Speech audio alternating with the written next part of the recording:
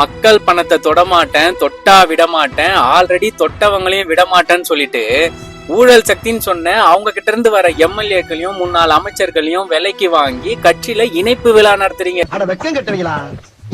இதுக்கு எதுக்குடா வெள்ளையங்கிலி மாலையனு மானம் கட்ட அயோக்கிய பள்ளிலாம் குழப்பத்தை புழுத்த வெளியலாம்.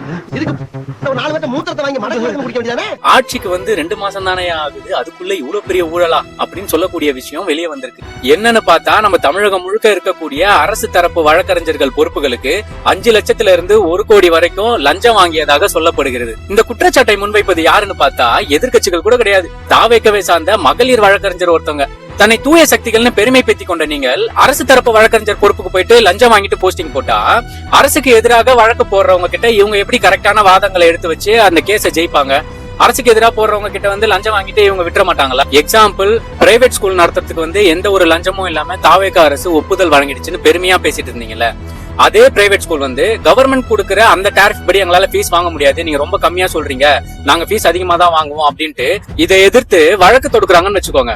அந்த வழக்குக்கு பள்ளி கல்வித்துறை சார்பாக இதே அரசு தரப்பு வழக்கறிஞர்கள் தான் வந்து வாதங்களை கரெக்டா எடுத்து வச்சு வாதாடி அந்த கேஸை ஜெயிச்சு கொடுக்கணும். லஞ்சம் கொடுத்துட்டு வந்த அவங்க அந்த காசை திரும்ப சம்பாதிக்கணும்னு தானே பாப்பாங்க. எதிர்த்தரப்பு கிட்ட இருந்து இவங்க லஞ்சத்தை வாங்கிட்டு இந்த கேஸ் அப்படியே ஜெயிக்காம விட்டாங்கன்னா கவர்மெண்ட்டுக்கு தானே இது லாஸ்.